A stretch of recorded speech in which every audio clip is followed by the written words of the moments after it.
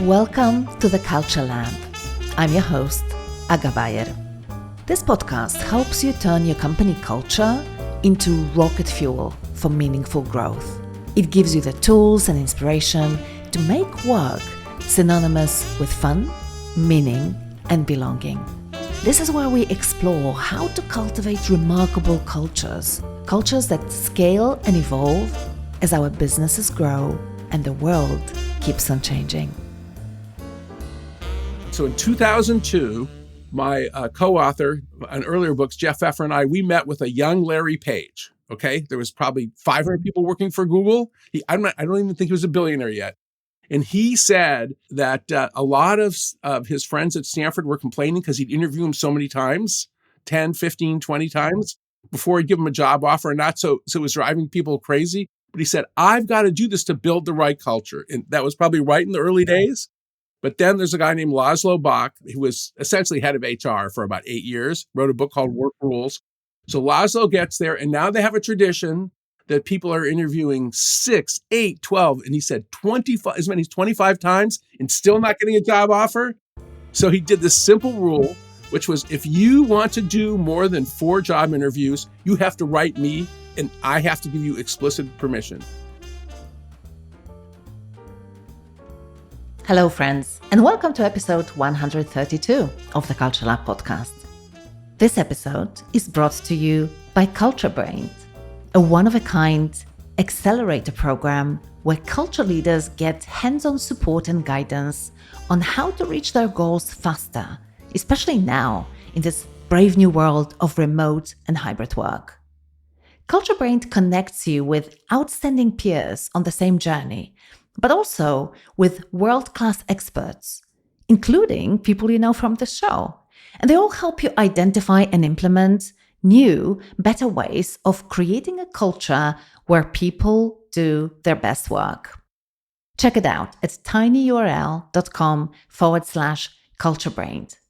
And no need to write it down. There's a link in the show notes. So, can you remember a time when it felt like things at work were way harder than they should be? Maybe you were asked to read a 1,000-word email that could have been just a short paragraph, or had to attend a 2-hour meeting that could have been an email. Or maybe someone asked you to create a report that no one read afterwards. The reality is that every workplace is clogged with this type of destructive friction. Convoluted, time-consuming, and soul-crushing practices that drive us crazy and undermine our ability to achieve meaningful goals. I imagine that globally, millions of hours must get lost every day to mazes of red tape, efficiency tools that become anything but, and clueless leaders who pile on needless complexity. Now, my guest today, Professor Bob Sutton, was so fascinated by friction that we experience in organizations that he researched it for a decade. His work resulted in a book he co-authored with Huggy Rao.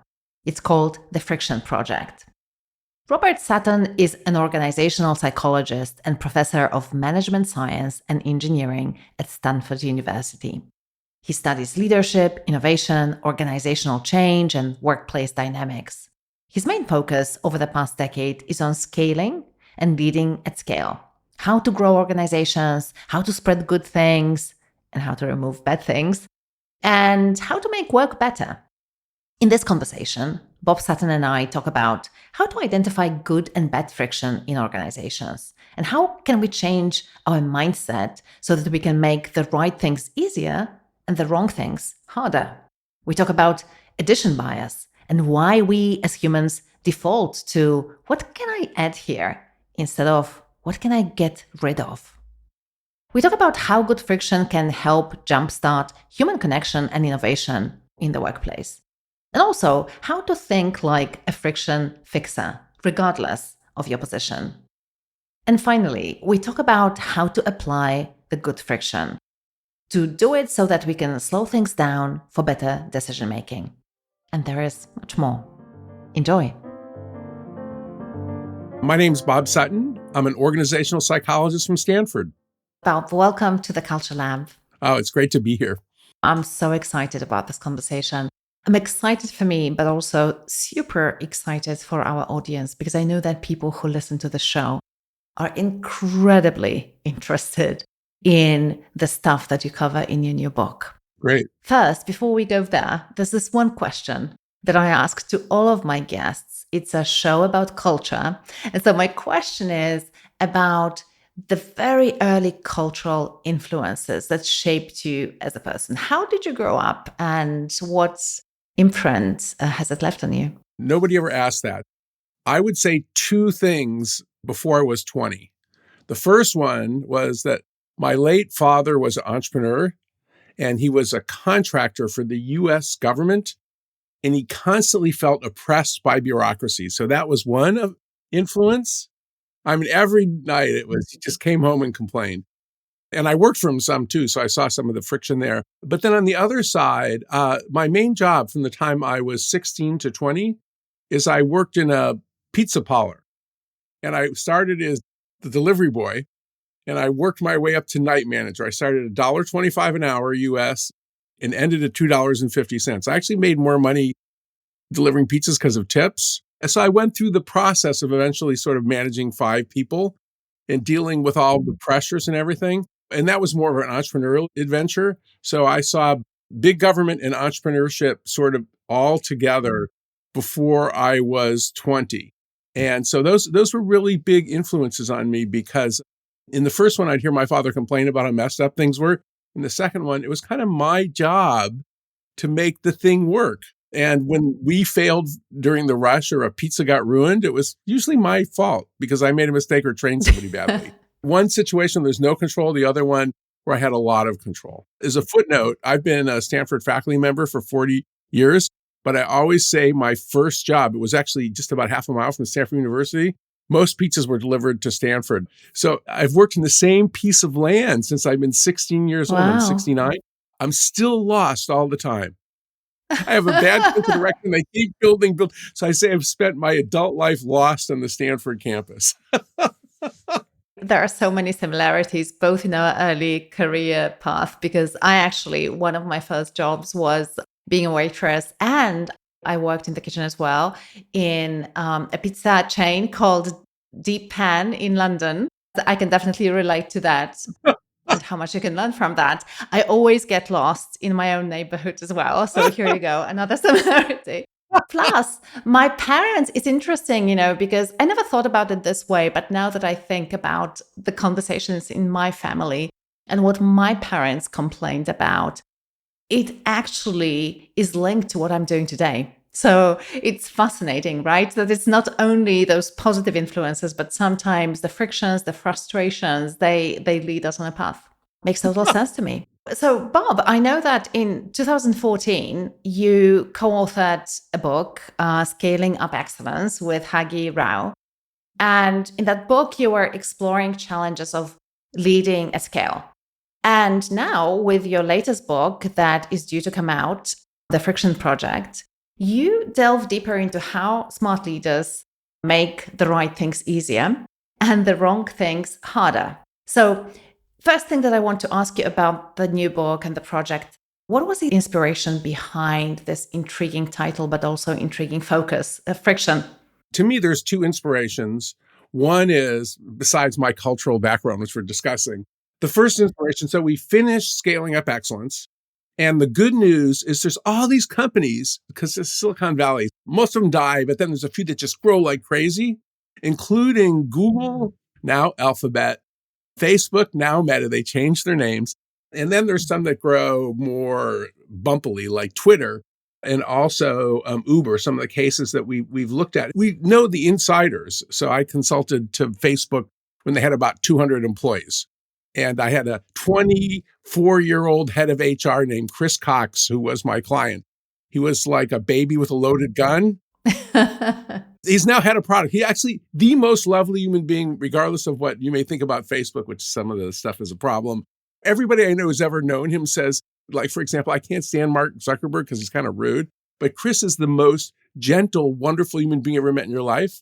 And he's probably a billionaire right now. So anyway, so we'd see these organizations that started out fast and nimble. It would get harder and harder and harder to do simple things. And then, since I said I've been at Stanford 40 years, the same thing has happened in my employer. That simple things like just getting reimbursed for expenses is so difficult. I don't even bother to hand in my dinner receipts half the time because it's, do I want to have 18 emails and 14 rejections or whatever? Between sort of the personal and the intellectual, we realized that things were getting hard to get done as organizations got older, got more complex. And in some ways, to sort of stop, when I think about what Huggy and I have been doing the last 15 years, it's a whole bunch of things associated with leading at scale, which your HR audience all struggle with. Keeping a large, complex organization running is difficult. So we study growth, we study spreading things throughout organizations, and we study how you hold the big, giant thing together. That's sort of where the book came from. That is really, really fascinating because actually I know that a large part of our audience are scale-ups, so companies that are on this rapid growth trajectory. And so I know that people are really tuning in now. And I know that, one of the reasons why this happens is, and we talked about this earlier, is that human beings are wired to actually add more complexity. So it's not only that the organization is growing, right? But it's also a human nature that makes this worse. Can you talk a little bit about this? There's this whole series of experiments done by a group of researchers at University of Virginia. Two of the folks, her name is Gabe Adams. She's the lead author. And then there's a guy named Leidy Klotz, author of Subtract. And what they found is whether it's trying to fix a university like I work in, do a soup recipe, fix a Lego model, our default response is addition.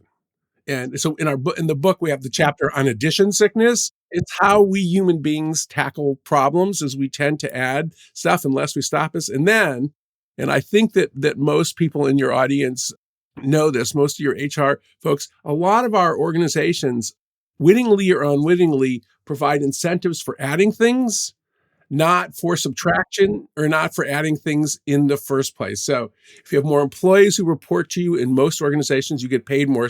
If you have an incentive to build a fiefdom, we're used to that. People who add new programs, who start agile, my favorite, design thinking, now it's AI stuff, those are the people who get rewarded, not the people who are slow to add or who subtract old stuff. So between the way we're wired as humans and the incentives that tend to be in most of our organizations, well, we end up with this thing where everybody adds everything. And then there's one other thing, which my favorite thing, George Carlin, the late American comedian, the way he summarized this is, my shit is stuff, your stuff is shit. So the reason that my shit is stuff, that's really important because we have this identity where when each of us want to add something.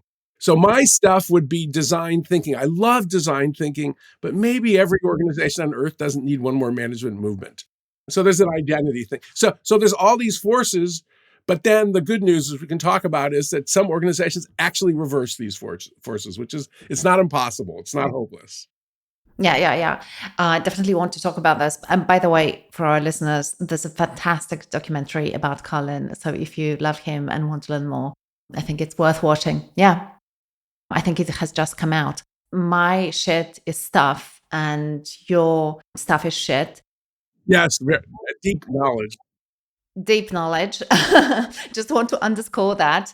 We all want to add our favorite stuff. Yeah, totally. And I had this experience recently with one of the organizations that we work with. And at the end of it, we started laughing because we made a presentation to this organization about how to activate and embed the new core values.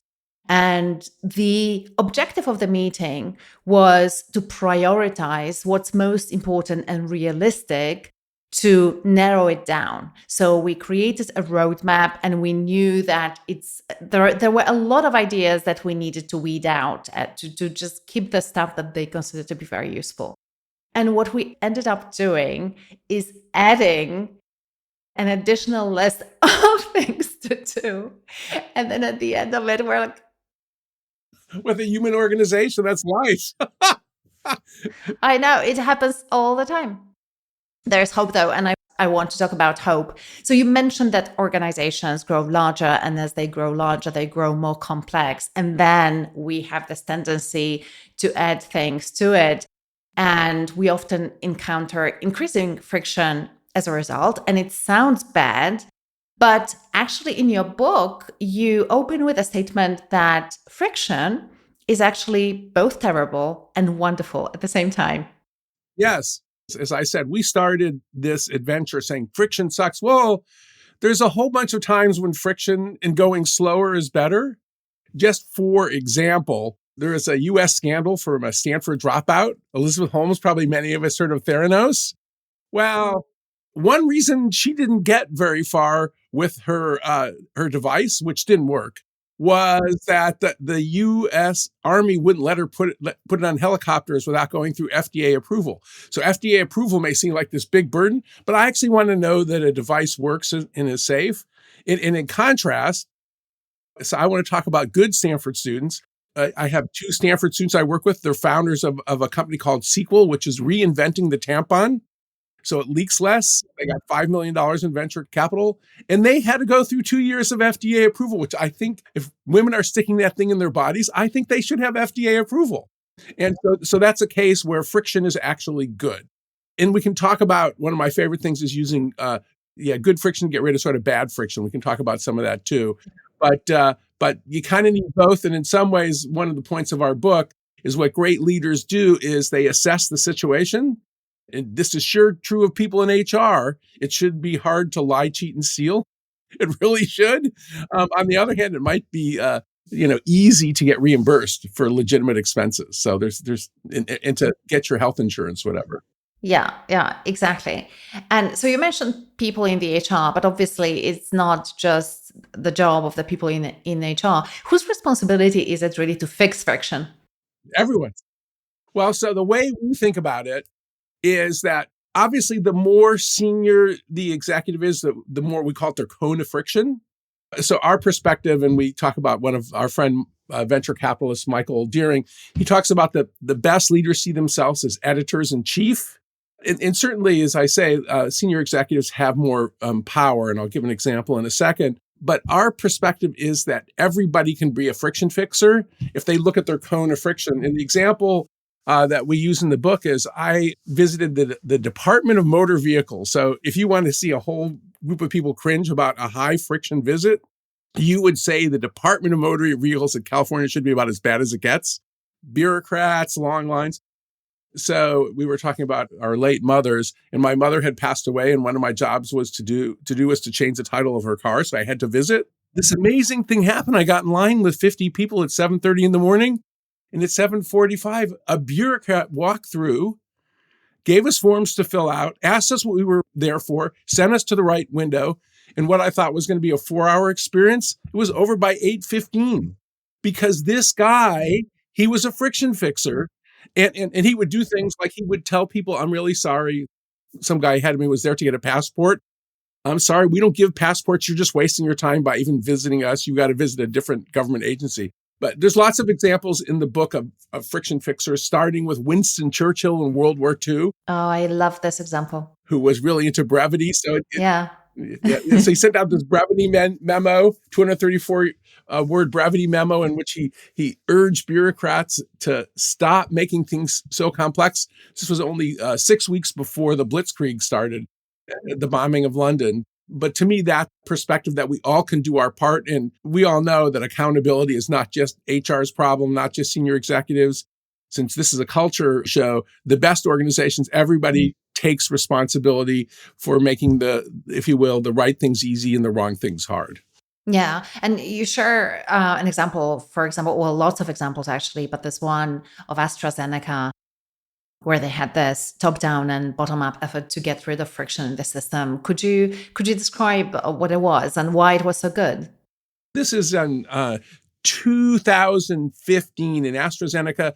What they want to do is they're a decentralized large bureaucracy, and what they want to do is bring back time so people can spend more time doing R&D and more time on their personal lives and more time with thinking about patients. And so they had both a top-down and a bottom-up subtraction movement, which was led by a small group sort of in New Jersey, but was international. So top-down, they do simple things like it was hard to CC more than 25 people. They'd add in more steps so we wouldn't have our inboxes sort of filled. And the default meetings were changed from 30 minutes to 15 minutes. But then they had local sort of simplification czars all over the world who would lead little efforts. So in Japan, for example, the simplification czar, they got everybody to save a little bit of time. In Brazil, they had meetings every 2 weeks instead of every week. And in the end, at least according to their calculations, you got to be careful about these things, but they claim that they saved 2 million hours in less than 2 years. And then the Center for Simplification Excellence, to their credit, at the end, they subtracted themselves because they figured either it was infused in the culture or not, and it was time for them to go on and do something else. So I sort of like the arc of that story. So that's one of my favorite stories. Another, maybe we should talk about simple rules. Do you want to talk about simple rules? Let's talk about simple rules. Yeah. There's a whole bunch of things to do, but one of the things that we've seen that's very powerful, and this is something that a lot of your audience might have some influence over, is to have simple rules.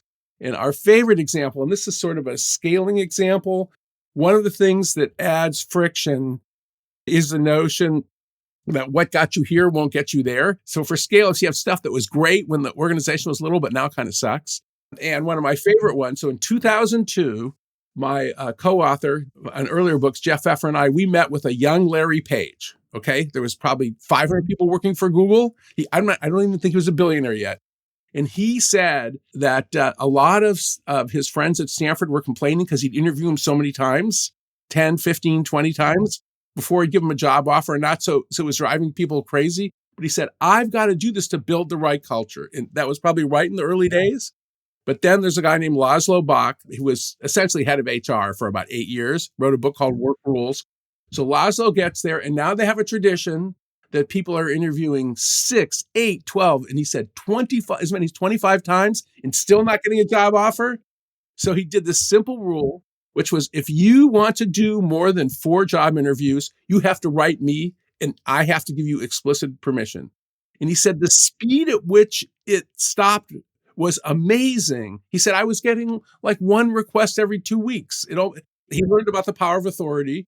But it's also a simple rule. If you just sort of do the multiplication of how many hours were saved, if an average of 4 or 5 interviews versus 8, 10, 12, HR, engineers' time, and so forth. To me, but that's a good example of using good friction to get rid of bad friction. It is. It really is. So it's making the things that you don't want to see just more difficult, right? That's the philosophy behind it, that you want to add a little bit of friction there where people normally maybe would slip into a certain way of doing things because they've been doing it, for example, for such a long time.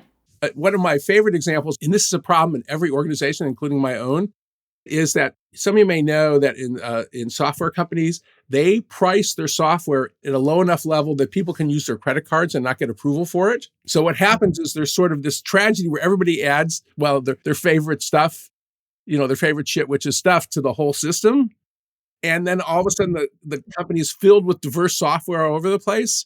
So in some of the organizations we work with, they'll just put in a simple rule where anybody who buys any software at any price, it's stopped in the system. And then the CTO has to approve it to avoid this problem of software sort of infecting the place. And we all struggle with that we use so many apps, it's ridiculous. Yeah, it's so true. So true. What strikes me about the examples that you've shared is that the fixes are quite simple. Is that usually the rule, that actually reducing friction or increasing the right friction can be quite straightforward?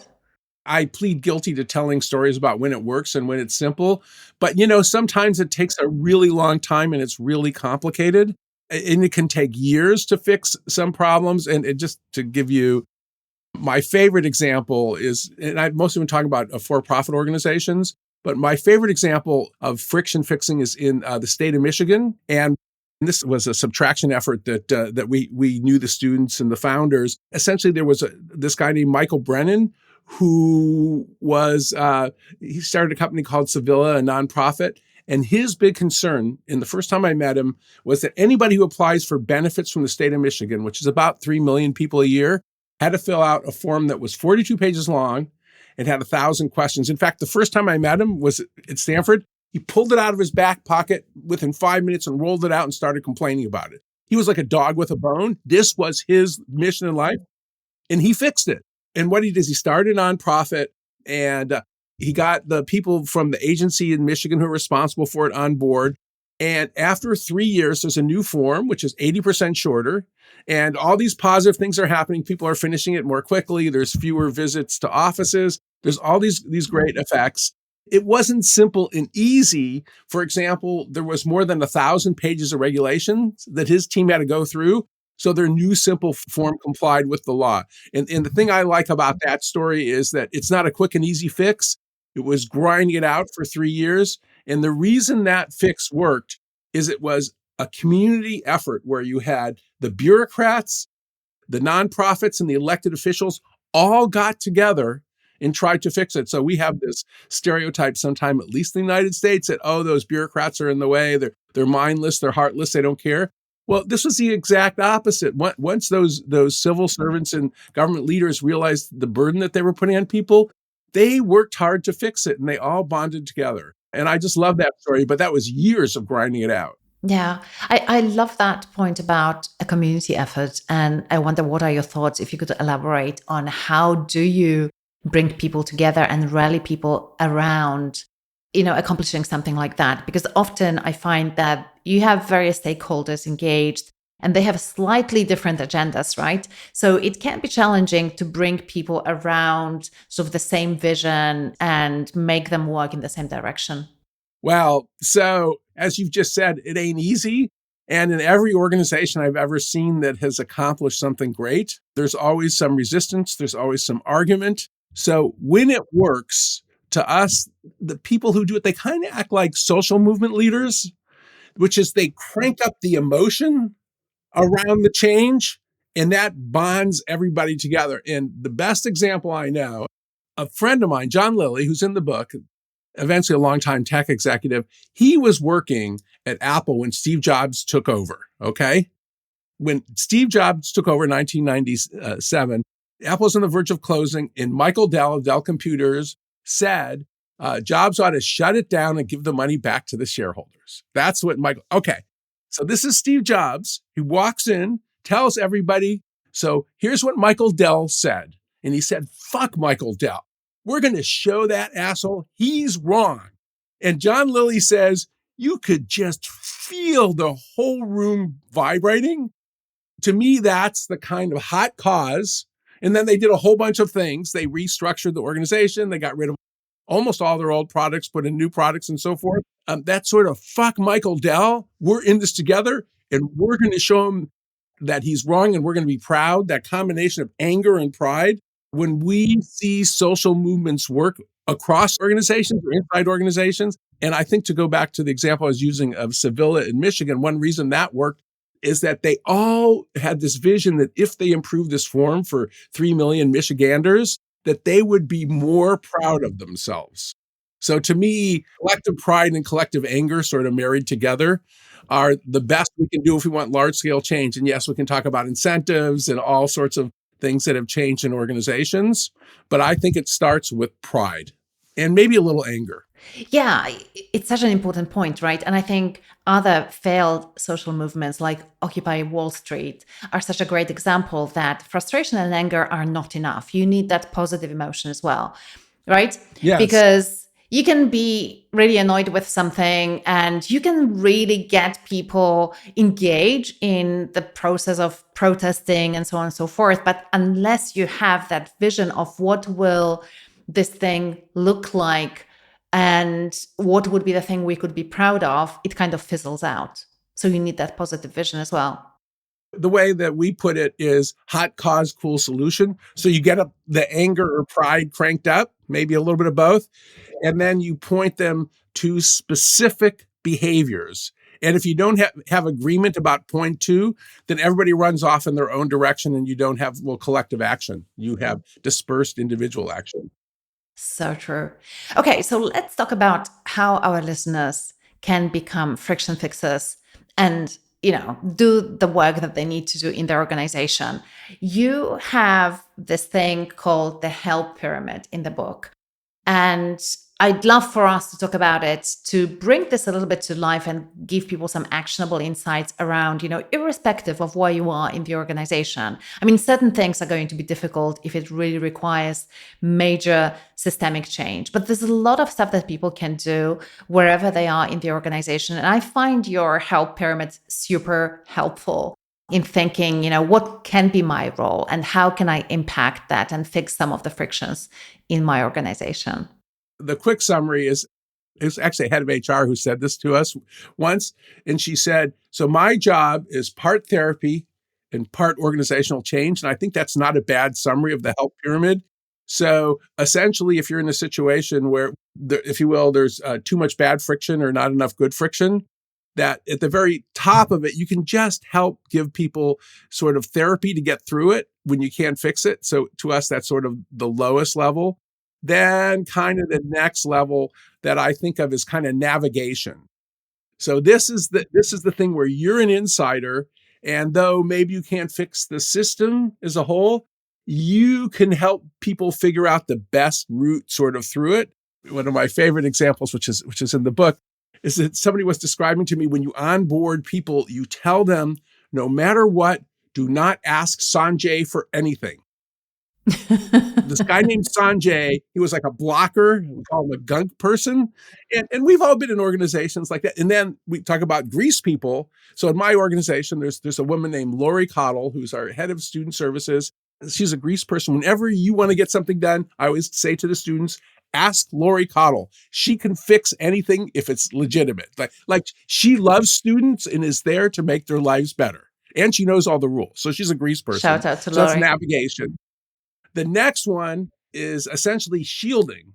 So this is, many of your managers out there know that part of their job is to protect people. One leader years ago, I remember, he was an athletic director. He said, my job is to open the shit umbrella to protect you from the bureaucratic shit rolling on down. And I remember him saying, but I say to my people, please don't ask me to open it too often, because every time I do it, I use political capital. When you sort of go fight for people and you protect them, and maybe you hide the project from them so that they can't stop it. We've all done that. And then our other two levels are doing either local organizational change. So that's making your own meeting shorter, for example. And then sort of a la Steve Jobs, and we have a great example, Satya Nadella at Microsoft, people who do system-wide change. So that's the whole pyramid, that one sentence summary, that it's part therapy, part organizational change. And we all have to do part of that, because we're all in systems where things are impossible to change. And we need to help people keep going until things are fixed, and they may never be fixed. That's just life. So true. And when you talk about therapy, you talk about talk therapy, right? So basically helping people to vent and just talk about stuff that is not working. Yes. Yeah. So important. My favorite therapeutic approaches, which I've used many times, is time travel or temporal distancing, is to tell people, and there's very good evidence, it may seem like hell now, but when you look back on this a month or a year from now, it's going to just seem like a speed bump. It's going to seem like nothing. So try to do a little time travel. So I do that very often. I don't know, when people are having trouble with registration at Stanford, which can be difficult. In fact, I did essentially therapy with a head of HR about 2 months ago about how difficult her job is, because she was a really difficult. And I said, a year from now, this will be just another speed bump. She said, yeah, I know that. So I think that helps. Yeah, but sometimes we need a reminder. It's so true. And a little bit of reframing, it really helps, because when we are in the midst of it, we forget that it is going to be a bump in the road. These are such great points. So moving forward, I know that, so we can do all those things, but I can only imagine that actually this work is not easy, and you've alluded to it a number of times already. What are some of the typical pitfalls in this work that people tend to fall into? Well, two that come to mind. One is, to quote Drew Houston, the CEO of Dropbox, you've got to remember, it's like mowing the lawn. They had this wonderful purge of meetings at Dropbox where they got rid of all these standing meetings, and it was just really impressive. And we wrote it, Rebecca Hines, one of my colleagues, and I wrote it up in ink, and it was a wonderful story. And it happened in 2013. We wrote it up in 2015. We said, Drew, how's it going? He said, it's worse than ever. He said, it's like mowing the lawn. There is no one and done. So this idea of it becoming a discipline, that if you come in and do a whole bunch of subtraction, or, I mean, we haven't talked about other things, like you fix the language, you fix the handoffs, but that discipline to do it over and over again, this is not like a one-time surgery and you're fixed. And then the other thing that is I think a bigger problem in some ways is very often when it comes to friction issues, it ends up being sort of like an orphan problem where everybody complains about it, but nobody does anything about it. And I would say that I'm a victim of that. So in organizations where it actually happens, what happens is that you have maybe specialists, you have incentives, you have cultural leadership for addressing these problems, rather than having them be orphan problems that everybody knows is wrong, but nobody actually fixes. So the classic one in my recent years is that many of us know that Microsoft, before Satya Nadella got there, was essentially a bunch of fiefdoms where people treated one another as dysfunctional, as enemies. There's dysfunctional internal competition, and you'd get rewarded not just for getting ahead, but making other people look worse, which undermined all this collaboration and all these handoffs. It was a huge source of friction. And Satya changed the definition of a superstar. He started talking about one Microsoft, and having worked with them the last 3 years, it isn't just BS. They got rid of the people who were selfish and were not helping everybody succeed. And they changed their whole reward system. They changed how they hire people. They changed their values. And it's a different company. So as a result, they overcame this problem. But part of it was that they changed the reward system so it's no longer an orphan problem. And in fact, so you're not rewarded for adding friction. Yeah, I love this term, by the way, an orphan problem, because it really speaks to the heart of what the issue is there. And having the language to address these issues is super important, because once you can name it, I think you can tackle it. Before we have the language to name those things, sometimes we can't even wrap our minds around how to deal with the problem. Also, I mean, one concept I'm sure you've talked about, popularized by one of my heroes, Amy Edmondson, is psychological safety. And in great organizations, people feel safe to call other people out when they're adding friction or maybe should make things harder too. To me, that would be the hallmark of what a great organization is. And that's why I like to say that essentially, if you don't be part of the problem, be part of the solution. But there are some organizations where it's not safe to call out things. And that's also a huge problem. And obviously, Amy has devoted almost her whole career to that. Yeah. And I do believe that, of course, there are many different reasons why people don't have psychological safety around certain issues in organizations. But I think that one of the reasons is that people genuinely don't have the language to talk about it, and this shared understanding that complexity is not something desirable more often than not, and simplifying things is going to be something positive. So once I think you create that awareness within your organization that we're trying to reduce unnecessary friction and perhaps increase the positive friction and what we're doing, then I guess that it's easier also to talk about these issues. And here comes my question around it. Do you know of any effective ways of introducing this whole philosophy into your organization? To me, in some ways, it does sort of start from the top. Yes, there can be little pockets, but that's why I like the AstraZeneca example. Another example, a company that I've been working with. Well, I've been working with the key person. Her name's Rebecca Hines. She's head of the Work Innovation Lab at Asana. She actually started working on the Friction project when she was an undergraduate. Now she has like 7 people reporting to her. And they've done a bunch of initiatives to introduce to me, especially the subtraction mindset at Asana, the software firm that's located in the Bay Area. And to me, that's an effective way to do it. So just, for example, she had a whole bunch of volunteers at Asana go through their calendars and rank all their standing meetings as in terms of the value and how much time they took. And for some of them, she had them remove all standing meetings for 48 hours and add them back in. And it looks like it saved 4 or 5 hours a week on average for the 60 people who were a part of this. To me, that's sort of spreading the subtraction mindset. And then people throughout Asana start talking about doing it. So that's a little bit of a grassroots movement, but it's supported by the CEO and the senior management as well. So that would be that sort of perspective.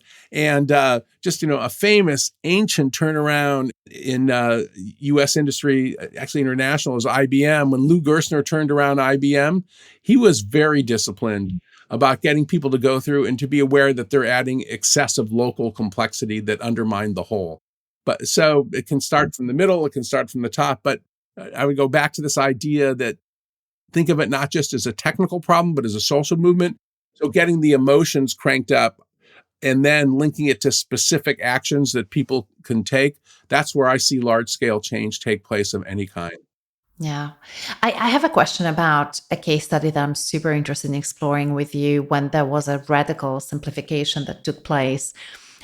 And the person who was leading this was Donna Morris. I know that you've worked with her. She's head of HR in Walmart. And I think you've known her since she was in Adobe. And she actually got rid of performance evaluations, and it was quite controversial. The interesting thing is that I think when you ask an average person in a large organization what their opinion is of performance evaluations, right? There's a lot of, it's one of the most hated HR systems, I think, in the world. And yet it was very controversial. I would be super interested to hear, how did she succeed in that, and what does she have instead? Can you share a little bit about that? The aforementioned Rebecca Hines did a case on that. In fact, and I know Donna pretty well. So as Donna tells it, it was driving her crazy because every year, twice a year at Adobe, now she's CHRO of Walmart at Adobe, what would happen is there'd be this weird conversation with your boss that bore no relationship to the rest of the discussion you had during the year. And you would usually, whether you got a raise or not, or as big as you wanted, you would leave feeling like, what the hell was that? Yeah. So what she did was she got rid of that yearly performance evaluation conversation. Yes, there was still yearly compensation evaluation. And instead, what she did was she trained managers to have regular feedback conversations that were part of the normal course of business. That was her philosophy. She did subtraction and addition. And she said, this is self-subtraction. She said about 20% of the managers didn't like the new system because they didn't want to talk to their employees all the time. And she said losing those people was a good thing. There was two kinds of subtraction.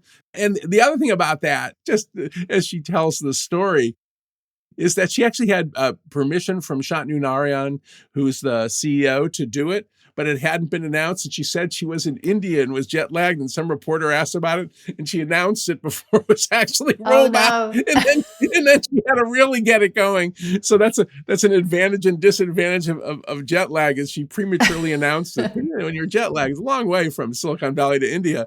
But the thing about Donna is that it wasn't just subtraction for subtraction's sake. It was redesigning the jobs of managers. So it was their job to give people ongoing feedback, not just to have that weird conversation once a year.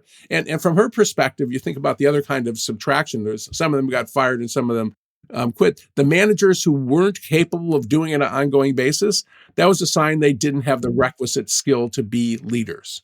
Yeah, totally. I really love this example. And another one that I've heard about recently is there's a company called Time Etc. They are based in the UK, and actually they are a VE company, so virtual assistance company. And I used them for more than 4 years before I hire a full-time team.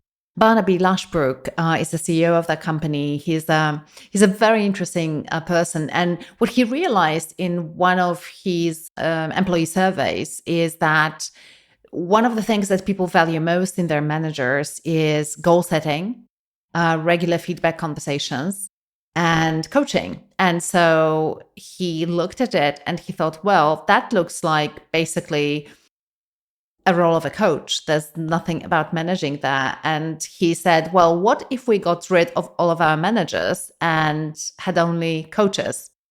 From an idea, he actually followed through with it. And as a result, and now they have like 20% increase in performance and revenues and stuff like that as a result of that. So I love that example as well. listening to your employees, really hearing that feedback and figuring out what can we get rid of and what can we kind of double down on because it works, and what would it look like? So one thing I love about that story, we're talking about subtraction and stuff, but it isn't really just subtraction to get rid of the bad friction in the workplace. Is in that story, there's a notion of caring about the people who work for you. And to us, that's one of the most important things, is that if you care about, even have love for the people who you're working with and you serve, there's a whole literature on companionate love and how powerful it is. And that's why there's a startup, very successful startup in the US called Devoted Health, led by a guy named Todd Park. We have the worst healthcare system in the world in terms of we get less for our money than any healthcare system in the world. His focus of his new company, which is in 17 states and is worth about $15 billion now, he starts with the notion that the people who work for us, when they serve our customers, they should think of in terms of love. Is that what if it was your own mother or father you were helping? And he starts with that. Turns out that Todd's great with logistics and software and all that sort of stuff, he and his brother Ed. But he said, we always start with the notion of love and caring, and then we work back from there, because that helps you design a system to say, well, and also interpersonal behavior. If you cared for somebody, if you had love for them, how would you treat them? And I can't believe it. I mean, he's like a software executive and he talks about love. So that guy really charmed the pants off me. Yeah. It's very interesting because yesterday, actually, I interviewed Mauro Porcini, who's an SVP in PepsiCo, and he talked, like, the whole interview was about love at work. And so it's a recurring theme actually in my conversations, because there is such a strong business case for it. And speaking of Barnaby Lashbrook, again, I remember when we talked about how he sets up his business, because he works with these women who are freelance virtual assistants and they work with his company.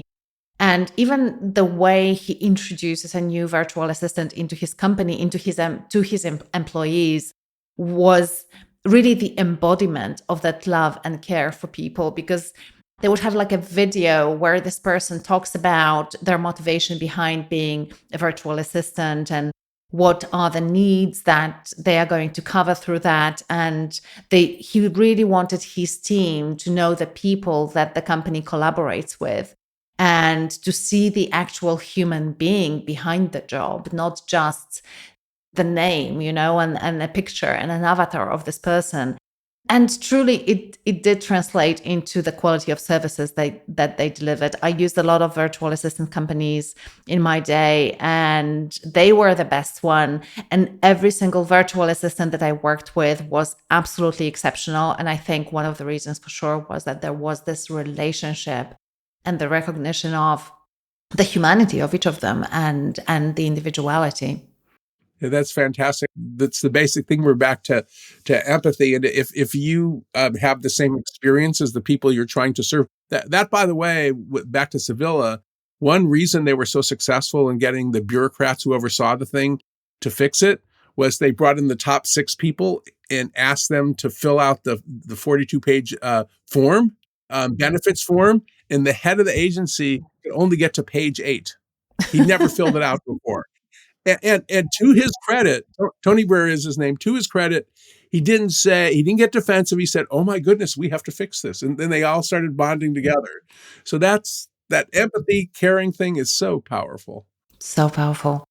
Bob, I wish we had more time, but I want to be respectful of the time slot we've booked, and I know that you have other things to do today. So let's shift gears. The final part of our conversation is this rapid fire question section, where I have 5 questions for you, and the challenge here is that you'll try to answer all 5 of them in under 2 minutes. Okay, let's go. I love this. Okay, let's go. At Culture Brains, the company that I run, we say that we're on a mission to make work synonymous with fun, meaning, and belonging. I think that a lot of your work is actually around reducing friction and increasing a sense of fun and joy at work. So I wonder if you were to share just one top tip on how to infuse work with more fun, with more playfulness and less friction, what would be that one thing? Oh, I'm going to have a big hairy goal here, sort of, which is we call it the rule of halves.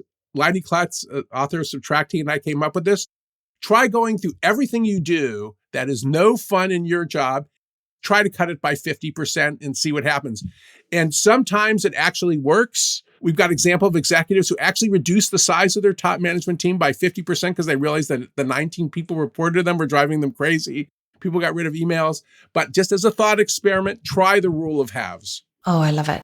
What is the sign, or perhaps multiple signs, that a company culture needs some work or maybe even a major overhaul?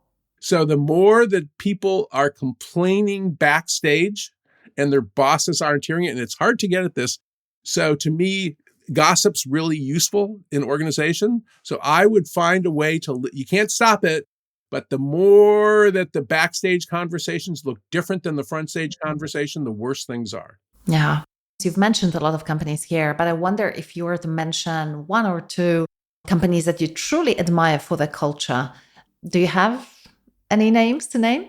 So I thought of two. One is companies change over time. They may be slipping, but Pixar, which I had a lot of involvement with when Ed Catmull was CEO or president, actually. And so he wrote this book, Creativity Incorporated, that I love.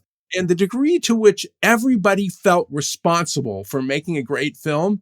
And the thing that really struck me is I remember one of the first times I went there was for a showing of a film. It was Ratatouille.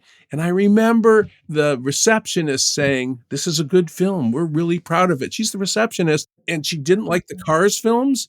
And she felt like it was kind of her fault with that Cars weren't great, but also she deserved the pride because Ratatouille was a great movie. And to me, that's sort of like a sign of a constructive culture. And a completely different one for those of us who visit New York City, Gramercy Tavern in New York City. It's ran by a guy named Danny Meyer of Shake Shack fame. That's a culture where you walk in, where everybody is doing their best to support guests and support one another. So that completely different organizations. Just in both those organizations, accountability and people feeling obligated to do their job to make everything as good as possible is really the hallmark of them. And back again to that sense of pride that you mentioned earlier. Okay, so what books?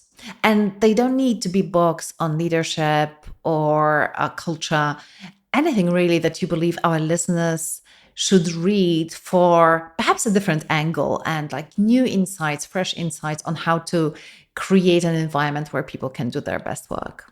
Okay, so this is my nomination for the book that requires more appreciation. Orbiting the Giant Hairball by Gordon MacKenzie. He's passed away.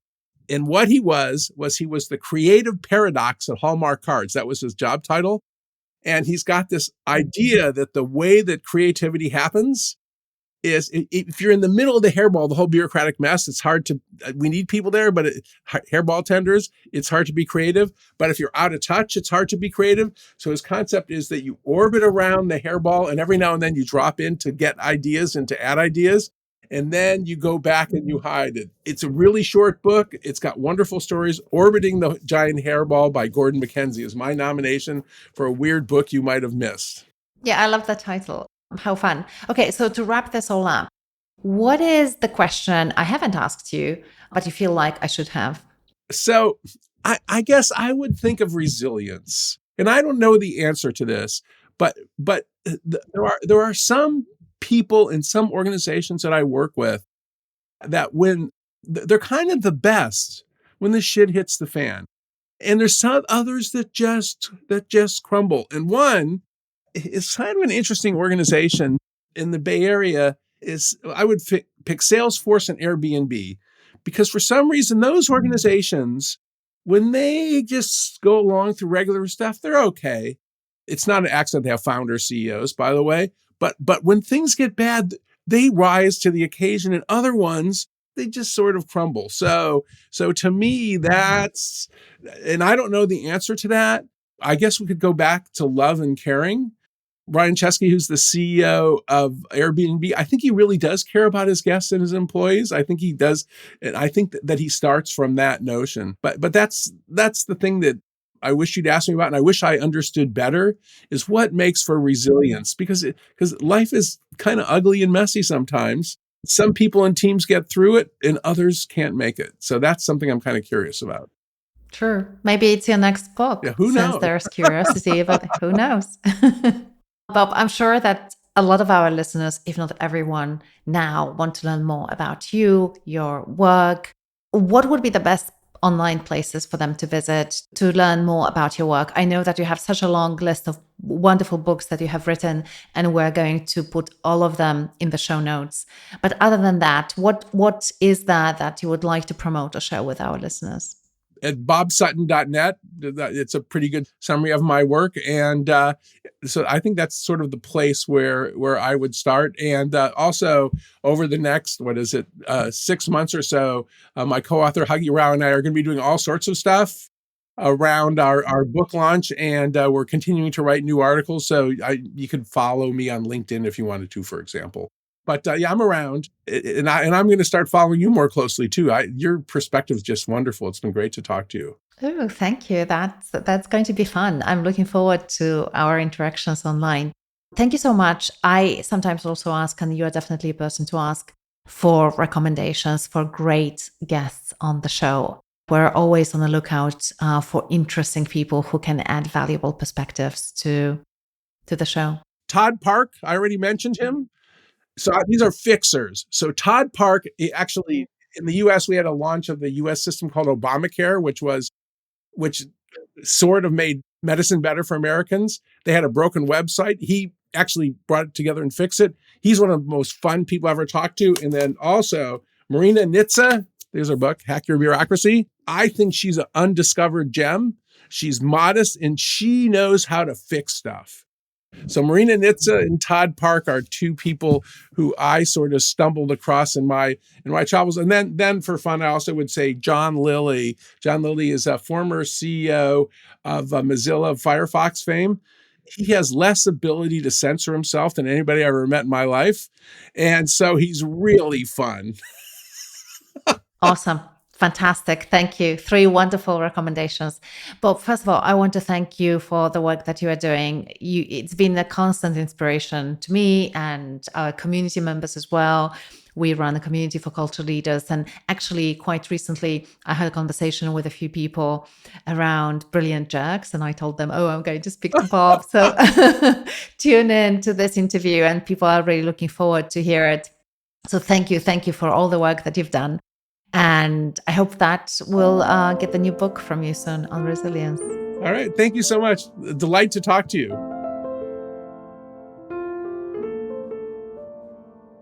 I'm Aga Bayer, the creator and host of the Culture Lab podcast.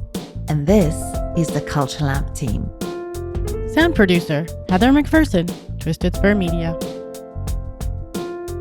Thank you for spending your time with Bob and me on this episode of the Culture Lab podcast. If you found this chat insightful, inspiring, or useful, and I'm guessing you did since you are still here, please do me a favor. Take a few seconds to share this episode with someone you know, and then maybe chat with them about what you learned. Because when podcasts like this spark conversations, and those conversations turn into actions, that's how we start making real changes in the workplace together. And if you're looking to dig deeper into these topics and connect with others who are shaping the culture within their organizations, consider joining Culture Brain. We put together a cohort of the best, most ambitious culture leaders to help them accelerate progress in their culture work. To find out more and apply, head over to tinyurl.com/culturebrain. The link is in the show notes. Thanks again for tuning in. If you want to get free resources on cultivating a remarkable, powerful, and authentic company culture, especially in a business that scales, type this into your browser: agabayer.com/resources. If you haven't subscribed to the Culture Lab yet, please do it now. That's the best way you can support our work. And finally, we would be ever so grateful if you could rate and review our podcast on the platform that you listen to. Thank you, and you are amazing for listening to this point. Not many people do.